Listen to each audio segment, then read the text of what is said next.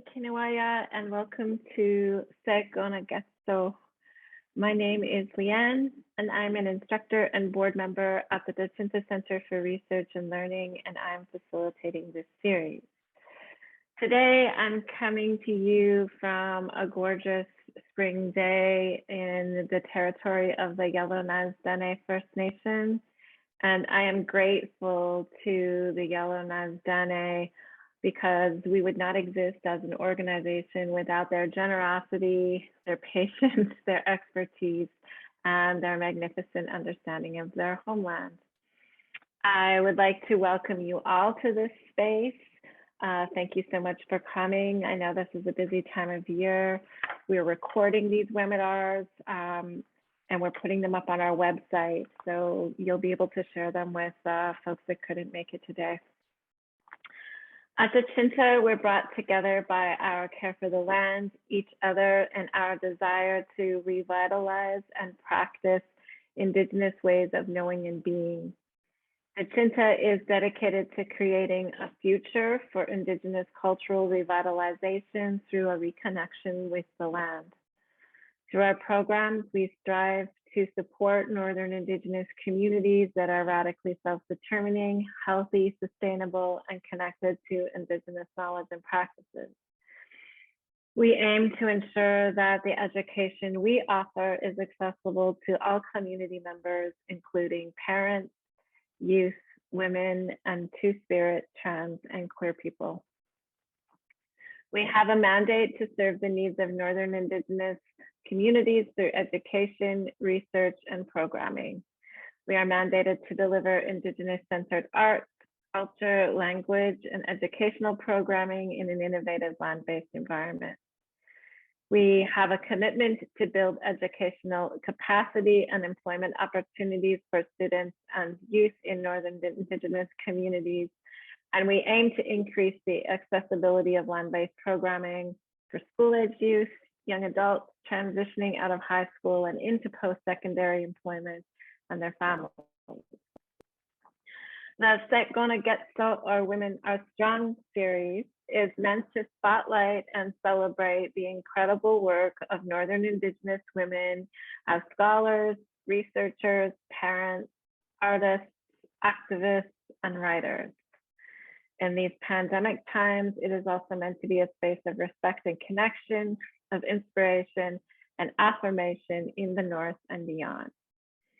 I invite you all to create with me a supportive, kind, and respectful environment for our speaker and all our participants. I will be facilitating a curated question and answer section at the end of the talk. Please type your questions into the Q&A function on Zoom, and you can do that throughout the talk. Mary Rose Sundberg, founder of Goyadiko in Dechinta, translated the name of our series for us, and I'm grateful to Mero for her support and for her audio clip, Mahsi. Collective Broadcast is an artist-run collective specializing in live streaming and tech solutions for art organizations and not-for-profit, and they are helping us with the tech side of things today. Dene Cree made the amazing posters. We are honored that you were all able to join us today, and we'll be recording the webinar, and we'll post the webinars to our website. Our speaker today is Anita Lafferty. Anita is a PhD candidate at the University of Alberta in the Faculty of Secondary Education. She is ts'élî, iskwew, Dene Cree, and a citizen of the Dene Cree First Nation. Her doctoral research examines the approaches of Indigenous curriculum perspectives that are grounded in Dene Cree philosophy on the land. She was awarded the 2022 Margaret Presh Aboriginal Doctoral Award in Education for her doctoral dissertation. So congratulations, Anita, that's amazing. What an amazing accomplishment. Her research includes learning from and with the land, experiences of Indigenous youth, identity, healing, and matriarchal wisdom. She takes a multidisciplinary approach in her research, drawing upon the fields of photography, art, poetry, and storytelling. So thank you so much, Anita, for joining us today. I'm really looking forward to hearing more about your work. Mahsi Cho.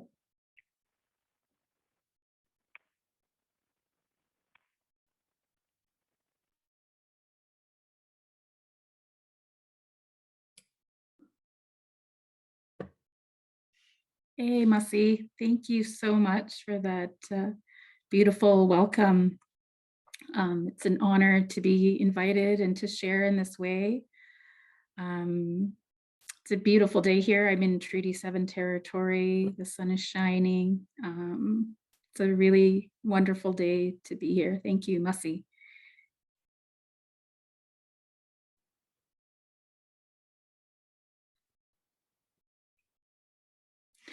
So today I'm going to be sharing a bit about my work that I've been doing for the past, I don't know, I guess I could say 6 years is my PhD process, but this work has been a lot longer than that. I think it actually goes back into my teaching and even my childhood. And so the Kenahndíh means I remember. And this concept came from the kitchen table talks that I would have maybe with my aunties. And I remember thinking back to those times when I would have those conversations sitting around, having tea, beading, learning how to do moose hair tufting, or just sitting and sharing in story. And so this concept of I remember resonates very much in the work that I've been doing alongside my aunties and the stories that are coming forth and the matriarchs. And stories to live by is a concept that came from Dene Cree. He's a Nigerian poet and storyteller, and it's a common phrase used in the methodology of my work of narrative inquiry. And it's this concept of thinking back as well, whether we're sharing stories of ourselves, our experiences in life, and the stories that we retell and relive as we sit and we share in story, whether we're sharing alongside our relatives or our little ones, or as teachers, we're sharing stories. And so we're constantly living in story. I also think about our storytellers as our elders. I remember sitting around the fire so many times and listening to stories as a child, and even today, thinking about how stories bring about this creativeness and this wanting to know about our history, about our oral history. And so I felt very drawn into narrative inquiry because of this. And so story is a huge part of my methodology. And it's what's helped me recall many of the teachings that I learned as a child, but really sat dormant for a long time because they weren't a part of my Western education. And so as I thought back to my childhood and the times that I spent on the land, the times that I spent with my matriarchs, with my ancestors, just thinking about those times and living in story and really listening to even the silent stories, which I'll share about as I go through this process. So story became a very important part of my work. And so that's where this concept, Kenahndíh, I remember, stories to live by, came from. Next slide. So first I want to acknowledge Dene, the land. So I'm currently, as I mentioned, I'm in Treaty 7 territory in Calgary, Alberta, and it's the lands of the Stoney Nakoda, the Blackfoot Confederacy, and the Ts'eko Nation, who are of Dene relatives as well, and the Métis Nation, Region 3. These two images are of actually my backyard. I call it my backyard. It's not far from where I live. I can look out my window and there's spruce. So it's a nice reminder of home and being back in the north. And so I often go for walks out there. And this morning I went for a beautiful walk and which I normally do. I take my puppies for a walk, and the birds are singing, and I get up really early. I get up early, go for my walk in the morning, take my dogs. And it's just a beautiful reminder that spring is upon us. And so I want to acknowledge the land, and that's important. I moved here in Treaty 7 just before the pandemic. So I spent a lot of my time in Treaty 6 territory in Iskwew, Edmonton, Alberta. So I'm not very familiar with this landscape. So I'm just getting to know Treaty 7 territory. And I find that very important in my work. And any place that I visit, I try to understand the people and the ancestors, the grandmothers that walked here before me. So in my story and my understanding of this land, I always remember that there were grandmothers that were here a long time ago and grandfathers. So I acknowledge them, and I acknowledge the people that were here for many, many years. Next slide. And so before I begin, it's important that I share who I am, so you have an understanding of who I am in relation to. So as Leanne mentions, I'm a ts'élî, iskwew, and so I'm a Dene Cree woman. I'm Dene from my mother's side, my matrilineal side, and I'm Cree from my patrilineal, my father's side. These are some images of me as I grew up. Of course, being on the land and hunting was always part of my life growing up. As you could see in the first image, it's my mother, the second image, and she's holding me. I was born in Terrace, BC. This is my late father, and myself as a young child. And then here I am today, wearing my moccasins. I speak about where my ts'éko has taken me, my moose-eyed moccasins have taken me. And part of my work too is relearning the language. So growing up, my mother is a fluent Dene speaker. My father knew a few Cree words. So I grew up having to relearn that language because it wasn't spoken fluently in our household, and for many reasons. And so I do a lot of the work that I do, especially like the art pieces that I do, or my poetry that I write. I try to connect with the language as much as I can. And I try to live it when I'm out on the land, because that's the only way that I can really remember it and feel it and experience it. And so I do a lot of that while I'm on the land, and through my artwork. So for me, it sits as a reminder there. It's always present within my mind. And so it's easier for me to learn and to really understand the language. All right, to the next slide.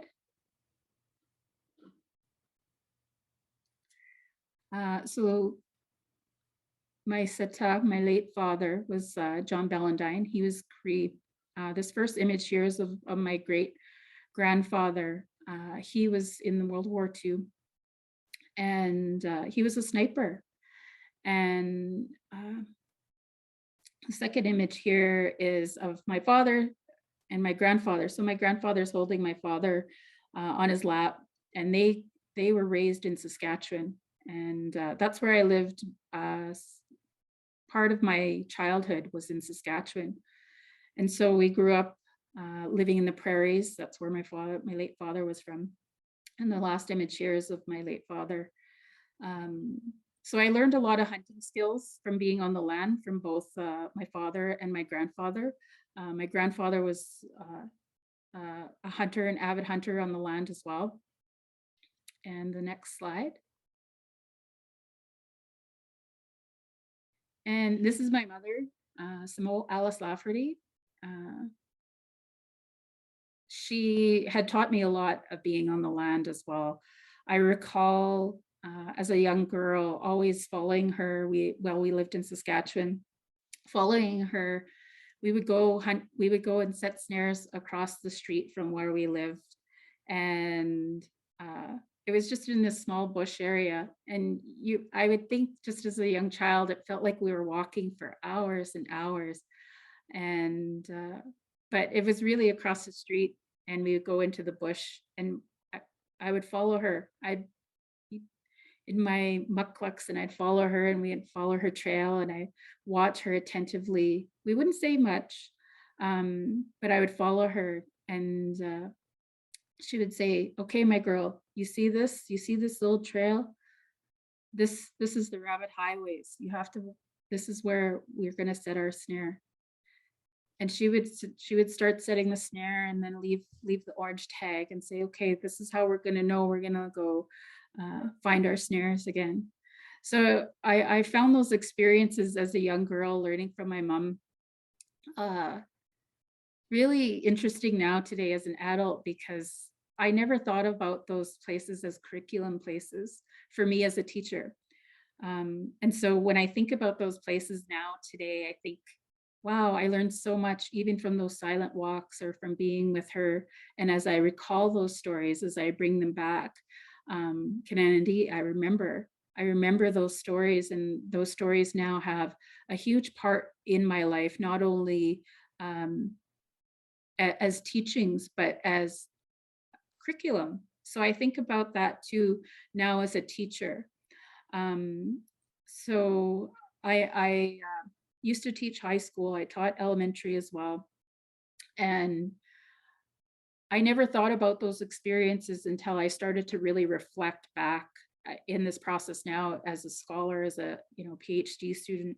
I feel like this whole journey in academia has really been a looking back of my past history, my past experiences, and thinking about it in a new old way, bringing back those old teachings into a new way so that our young people really can identify with who they are as First Nations, as Indigenous, as Métis, as strong voices. And so in the work that I'm doing now, I also develop curriculum, and as a curriculum maker, I try to shift those stories so that those stories of the rabbit stories, the snaring rabbits alongside my mother, or the hunting stories that I learned being on the land and really listening to those teachings, our young people can then identify with themselves, identify with their history. So it's really important that I think about those experiences. I'm also a mother. I have a daughter. She's 19. I'm married. My husband's from Alexis First Nation, which is about an hour west of Edmonton. And so we try to spend a lot of time on the land as well. This quote here by Dr. Charles Eastman, or Ohiesa, is kind of what started me to think about my dissertation, because Dr. Charles Eastman, or Ohiesa, was his traditional name. He's a Dakota. He was a Dakota Sioux. Was one of the first doctors, medical doctors of his time. Is written in 1901. He's written a lot of books, and his books are like poetry. So it really reminded me of those old teachings, the way that he writes. And so the quote says, "This mother has not only the experience of her mother and grandmother, but she studies the family life of birds, so exquisite in its intensity and its patent devotions, until she seems to feel the universal mother heart beating in her own breast." When I think about that quote, I think about being on the land and how many generations of knowledge that my mother had learned before teaching me how to snare rabbits. And so that generational knowledge is present. As you can see, we always had moccasins. So this picture was probably taken 1980. Maybe I must have been 3. This is my little sister, and we always had moccasins. So they've always been a part of my life. My mom is an expert moccasin maker. And she learned that from her mother. My daughter is a beader as well. I can bead. I just haven't had much time as an academic, and all the other things that come with it. So I will be picking that up again though. Next slide, please. This is a picture of my late great-grandmother. Her name was Celine Tonka. Her maiden name was Celine Noah, and they used to call her Ama. So that's her on the left, and that's my great aunt Margaret.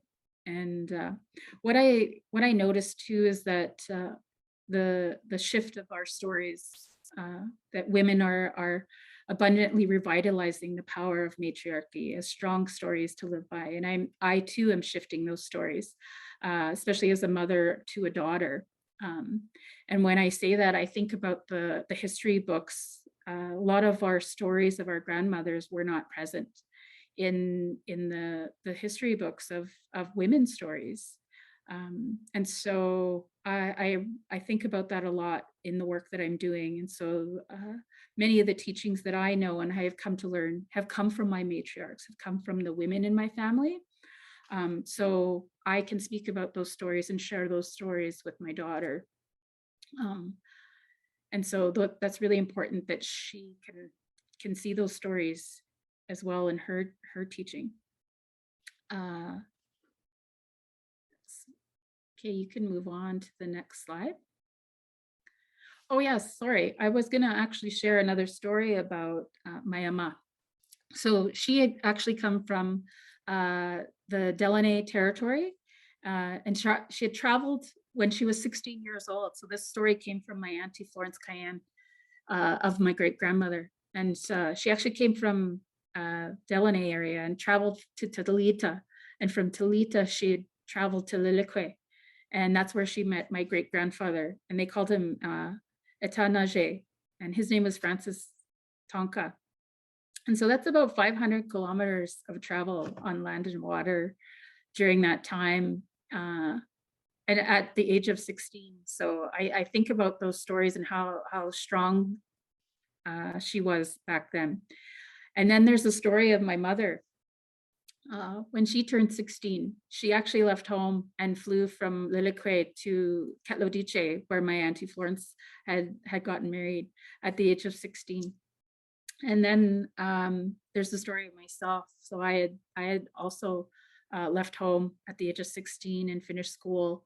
And so I think about those three, my great grandmother, my mother, and myself at a very young age. Very strong, independent women, that those stories aren't present, and thinking about those strong stories that need to be shared and told to our young people and our young girls especially. So I think about that. This is my late Etsu, my grandmother.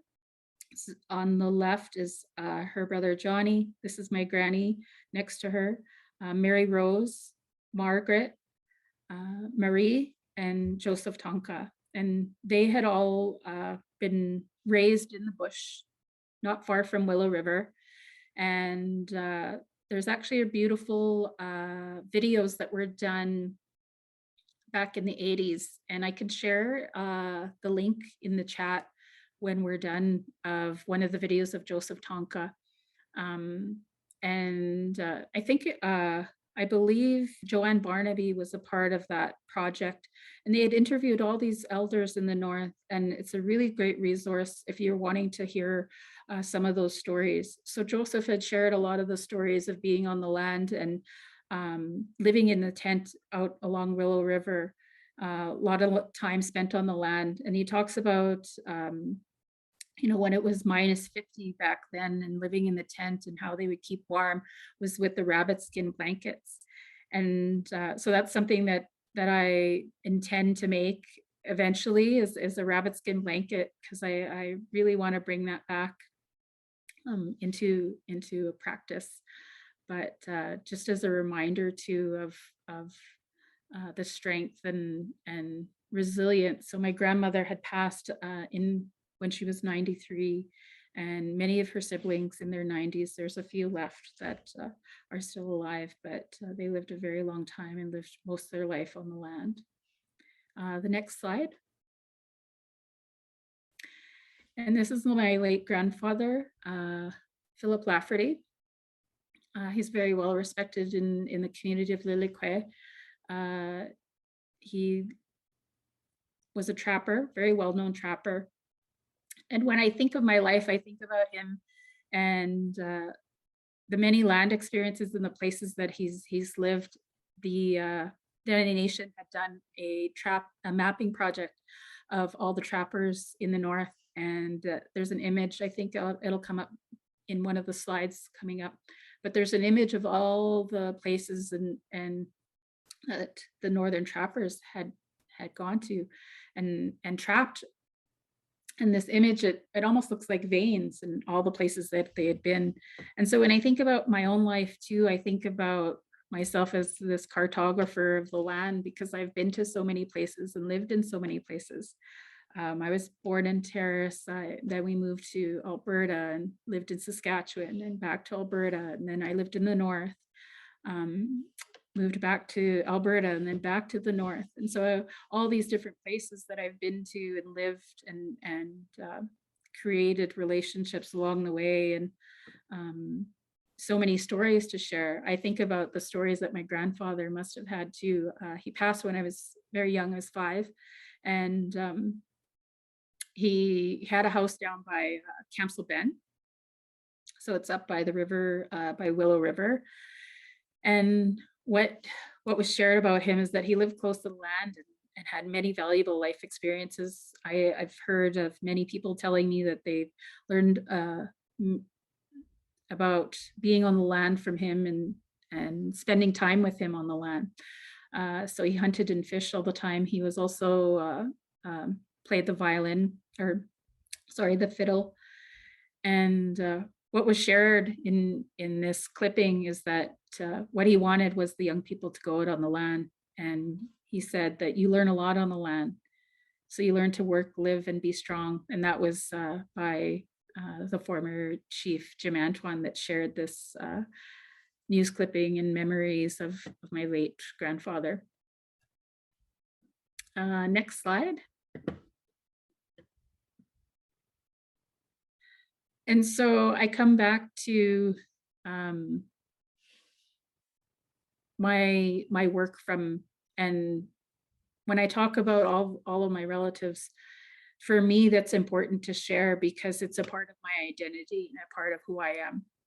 And the reason why I share so in depth is because as a teacher, I had experiences with a lot of young people. Especially, I taught a lot in the urban city here, and a lot of the experiences from our young people were that they didn't know who their ancestors were, who they were connected to. And for me, it's important to share that because I want our young people to be able to find those ancestors and find those stories, because it really helps in who you are and understanding who you are. So I am Dene Cree, and so I connect a lot more with my Dene side because I was raised by my I was more connected to that part of my identity. My father, he grew up in Saskatchewan, and that was in a time when a lot of people faced more racism, in a sense where they felt that they needed to hide their identities. And so there was my grandfather on my dad's side actually came from Treaty 6 area. And so those are still being, that part of my identity is still unfolding. And in that sense that my father had passed, and he wasn't very connected to his family because they had, lived a different life than he did. He loved being on the land. He loved being close to that. But there's still some very hard traumas that he had lived with. And so for me to still to continue to find out more about those stories is important to me, and I'll continue to do so. And so when I think about the land, I think about how important it was, and especially when I would take my students out onto the land. And so a lot of them would come alive and start to recognize the importance of being out on the land. And so as a teacher, it was really important for me to think about that in curriculum, especially now, and as I want to develop more curriculum and really change that narrative for our young people. And so with every photo I take, there's a story, and every image that I think about or memory that I have, there's a story. And so for me, every time I'm out on the land, and I usually go out every day for my walk, I'm paying more attention to those stories, and those silent stories, or those untold stories that are yet to be told. So next slide. So part of this journey too has been a lot of, it's been a healing process. And so when I think about that, I've studied a lot about the healing process, because I too am an intergenerational survivor. My mother went to residential school, day school, my grandmother, and so forth. And so that's impacted my life. But when I think about healing, I saw this quote today that healing's not only about the traumas and the dark times, it's about exploring new ways to feel good and the experiences to enjoyment. So I think about that too, because throughout this whole journey of coming to fruition of understanding intergenerational traumas and how my life has turned out the way it has, I think about how strong our people are. So in October of 2019, there was a Dene reunification gathering here in Ts'eko Nation in Treaty 7, Calgary, Alberta. And all Dene people from around Turtle Island had come to gather here.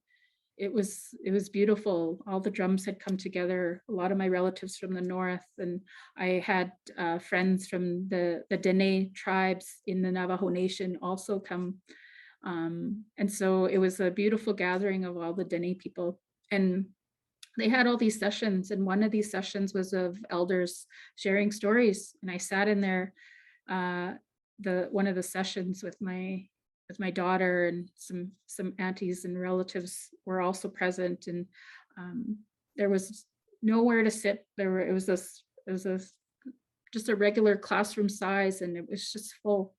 People were standing along the walls, and I was sitting there, and one of the elders from Kenahndíh Lane had said, was sharing a story. She said, "I was never scared to go in the bush. We would even swim in the river when we were small," she said. But because of colonialism and the impacts, she started to fear being in the bush by herself. I'm scared of being here. I didn't want to be there," she would say. And her story went on to talk about how we've grown to fear being out on the land by ourselves. So she shared about how her husband always brought her out on the land, and she started to feel more comfortable there and more present. And every day that they went out on the land, she'd feel more confident and more present. And in the end, she shared that we need to start to go back to that time where we feel comfortable being on the land, and comfortable with the bears, and comfortable with the animals that are present there, because colonialism, or these traumas that have transpired in their life, had began to shape this fear of being on the land again. And so that really resonated with me, and I thought about that, and thinking of my own self and being out on the land. So now I don't fear it so much anymore, in that sense that I'm cognizant. I'm more conscious of it now. And so now when I think about that story, I'm really thankful for that experience. There's many experiences that actually came out of that gathering. It was a beautiful, beautiful time. And I'm hoping that we were able to gather again like that in the future. And so when I think about healing, I think about also there's a thing called attachment theory. And so when I think about the land experience and that story, I think about, you know, how we have this anxious attachment or of being on the land, and to overcome that takes time. And so slowly I'm overcoming that experience, that anxious feeling of being on the land, and thinking about that too as I take my students out on the land. So there's always that anxiousness of not knowing what to do, right? So coming back to those teachings and those stories. Next slide. Kenahndíh, so these teaching stories. So I used to take my students out on the land. Like I said, we would do 3-day camps. And a lot of the students that I worked with were, again, from the urban cities and had never experienced being out on the land for that long, or even leaving Edmonton area. And so it was a beautiful experience. And sometimes we would do a lot of workshops with them, like leadership skills and on the land experiences, such as high tanning and drum making and all sorts of things. And in those 3 days, like I would do this twice a year, once and twice a year with the students. And we would spend the full 3 days there. And I started to notice over the years of doing this that there was a lot more calmness, a lot more creativity that transpired, a lot more inquisitiveness that came out of their questions when I would bring the students out onto the land. So that really made me start to think about curriculum and how curriculum hasn't really shifted much over time. We still have the formal classroom spaces. I mean, technology has changed. We now have, you know, Zooms and smart boards and computers and stuff, but the way we teach is almost similar, right? From a textbook or from a two-dimensional place. And so I started to think deeper into those experiences that my students had and I had as a teacher, and thinking of, so it made me think back. So I remember the Kenahndíh, all those stories that I had in my experiences growing up. And so I started to think deeper into that. And so that's kind of where I started to think about curriculum and curriculum making. Next slide. And so again, I go back to the moccasins. And for me, my metaphor is my moccasins. And so I've had many moccasins throughout my life, childhood, growing up, and when I think about them, like I'm always wearing them. But when I wear them in academia, in that space, there was tension there. Or even as a teacher, right? There's always that tension that I felt upon my feet in that hard concrete surface. But when I wear them out on the land, it's very soft, it's soothing, and it felt good. And so I use that as a metaphor in the work that I do. It's a strong metaphor that sits with me. And I listen to those silent teachings. And this is an art piece that I'd done in one of my classes for Dr. Dwayne Donald and Elder Bob Cardinal. And it was following the 13 moons. And so this was an art piece that I had done. And each stone represents one of the moons of what was transpiring in my life at that time. So I use art as a place to connect myself to the land. never thought of myself as an artist in any way, never mind even a storyteller. I never thought of myself as a storyteller. But now I use those because we find out that we have gifts throughout our life.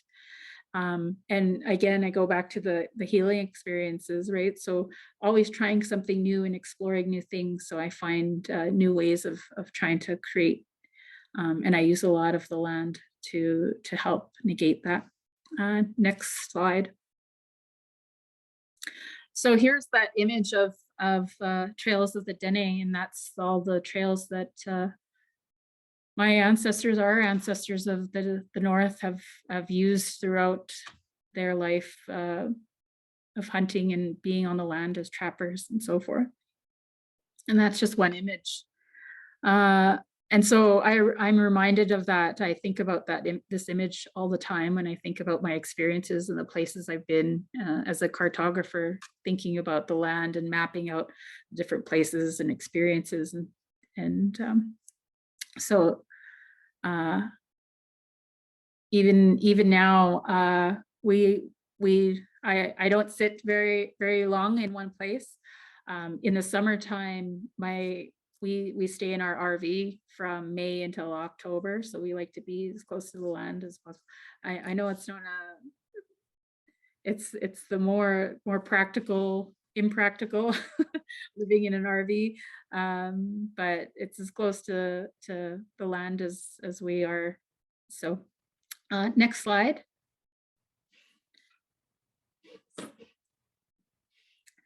And so this is some of the art things that I've done just to kind of connect me to my work, connect me to the language, and part of the healing process. So in the center there, I created this Dene laws, and I have it sitting in my on my living room wall, and I made one for my daughter so that she wakes up, she can see it every day. It's just a reminder that to live in harmony with each other and all things each day.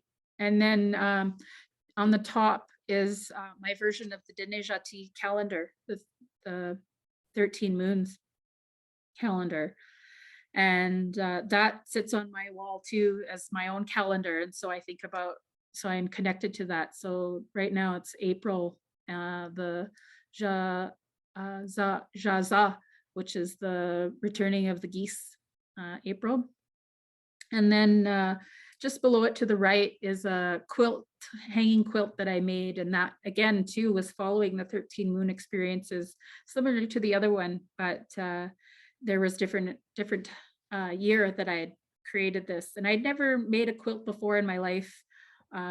Just tried it out and learned just by happenstance, and it organically was formed there.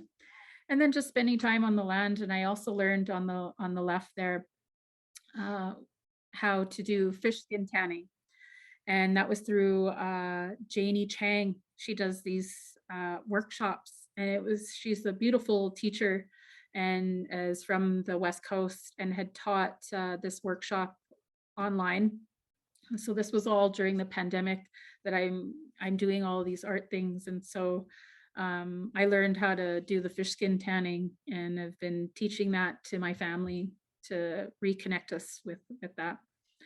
And the next slide.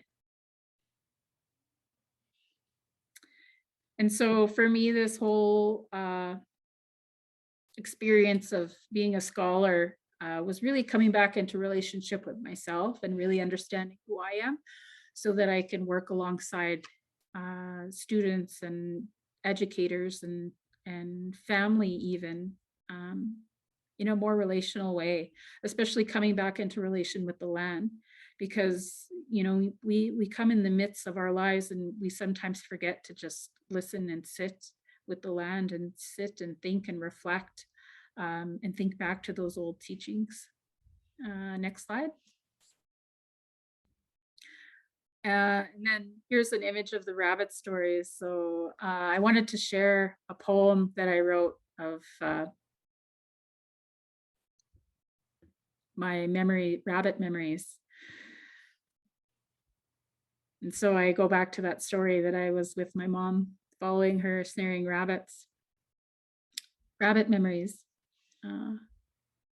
My childhood memories of rabbit worlds bring me to a place of my ancestral footprints, a place that is bestowed in my memories as one of the foundational frameworks of my traditional roots. Roots that were not known at the time, but are instantly uprooted and interwoven within my story worlds.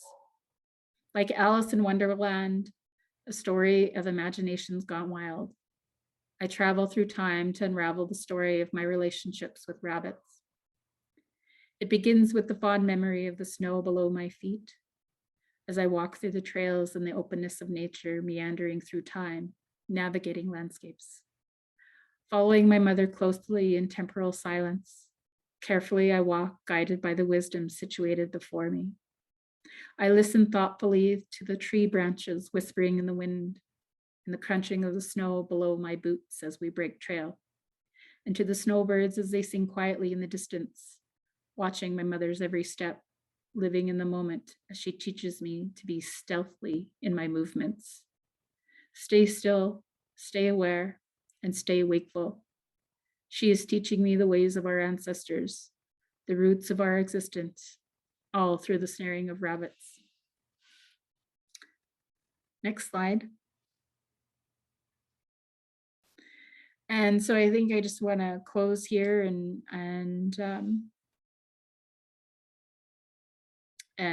just kind of bring everything together. So for me, this journey again is healing from the land, and why I'm so connected to it.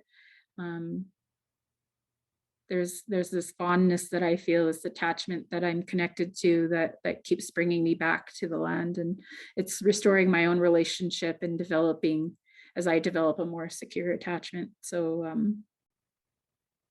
I wanted to kind of close off with that. And I think that's the end of the slides here.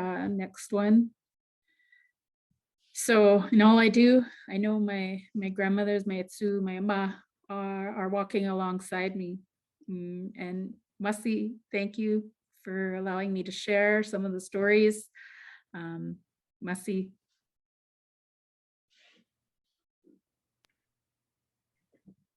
Mahsi Cho, Anita, that was so beautiful and powerful. And I feel like I'm just so appreciative of your work. And I can just see so much of my own life and my own work, particularly at the Dechinta in that talk.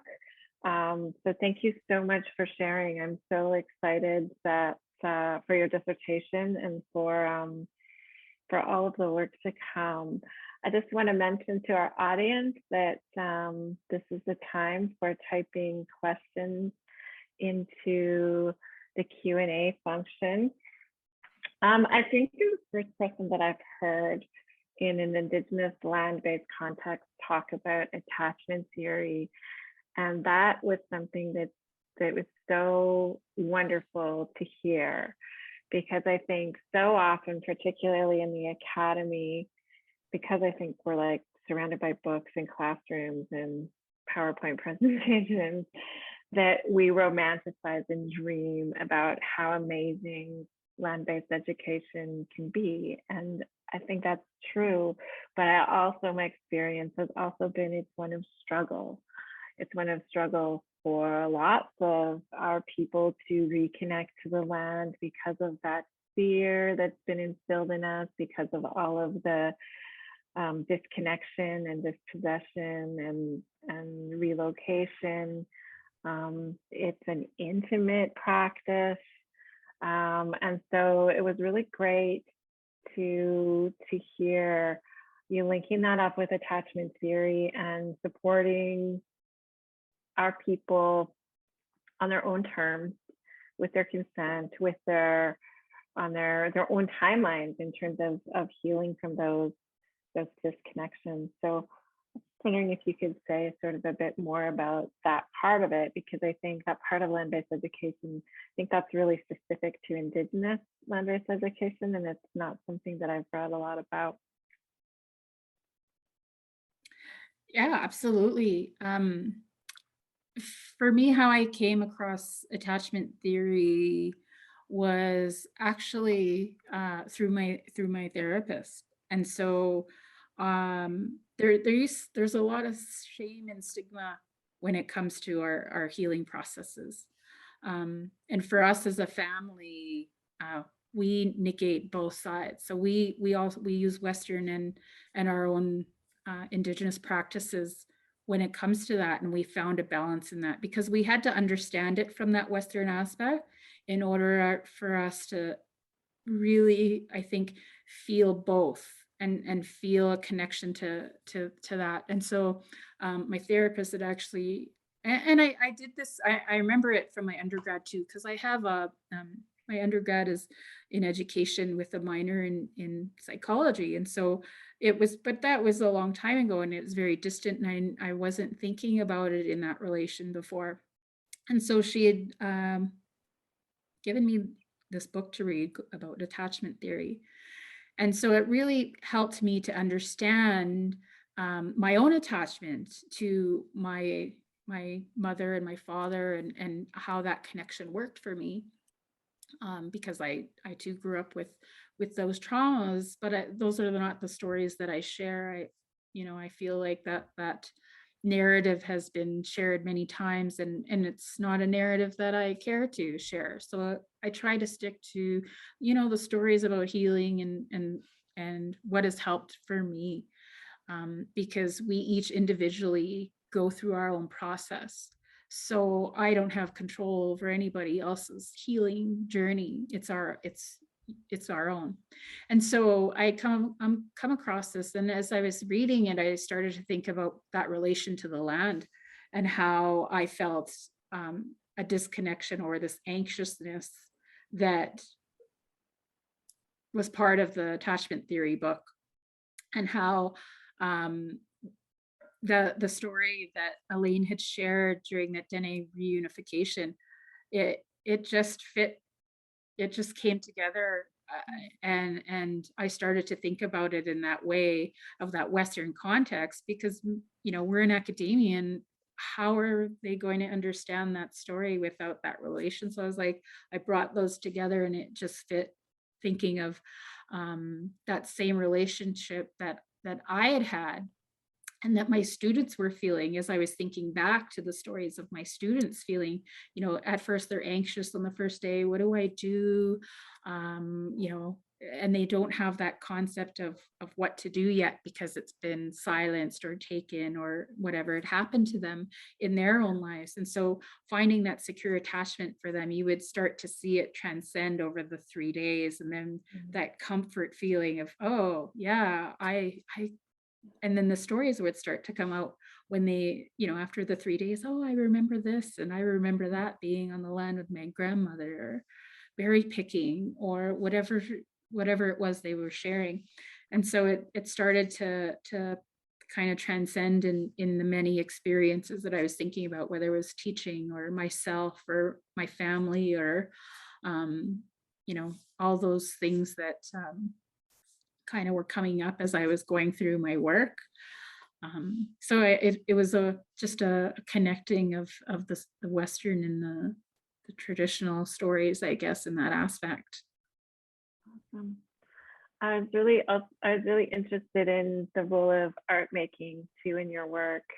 I feel like one of the things that's happened to me being in Dene territory is that so many Dene women have tried to teach me to sew, but having those creative outlets, whether we've been working with a graffiti artist last week, or with textile artists, seems like a really important part of land-based practice and the processing of some of the emotions that come up.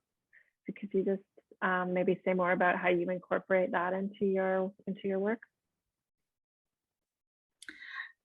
Absolutely. I feel like art just falls into my lap in that sense. I don't really, everything kind of happens organically. I'll be thinking about something of how I want to maybe present instead of presenting like some of the things that I had done, like the quilts and the 13 Moons, the first one, those were ways of presenting my work in a non-academic way, where I can share my story that was more meaningful.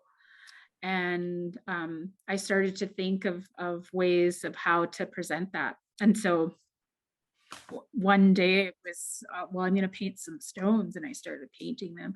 And then it started taking shape. And then I was like, oh, well, all these stones are very similar. And so then it became this art piece of the 13 Moons.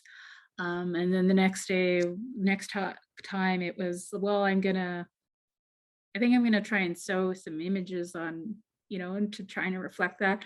And then it became a quilt. So it just was very organic in how it happened. And I just tried, like that quote that just happened. I don't know who said it. It was just a thing that someone had shared online. I think it was a tweet or something, that healing for me, it wasn't just about the traumas, it's about exploring new ways to find and feel good. And I think that's where art has really kind of stepped up in my life. It just kind of happens. I don't call myself an artist by any means,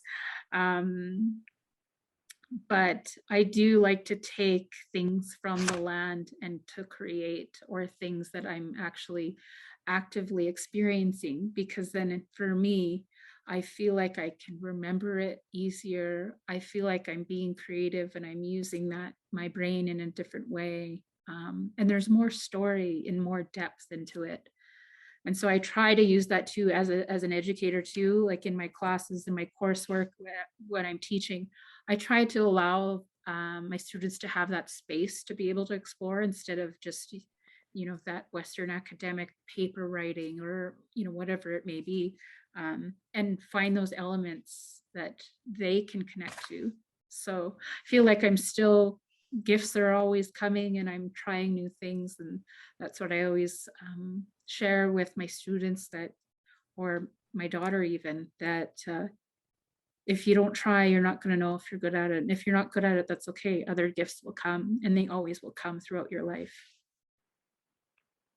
Awesome. Mahsi, so much for spending lunchtime with us today. I know that your Ts'eko and Kukum would be so proud of you, and your work is really just walking alongside them, and that's so beautiful. So Mahsi Cho Chimigwet.